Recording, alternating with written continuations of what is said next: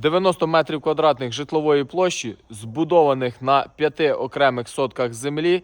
В будинок вже заведені газ та світло, є своя криниця та вигрібна яма. Будиночок продається з ремонтом, всі документи готові до переоформлення, вартість 85 тисяч. Локація найкраща – Вінницькі хутори.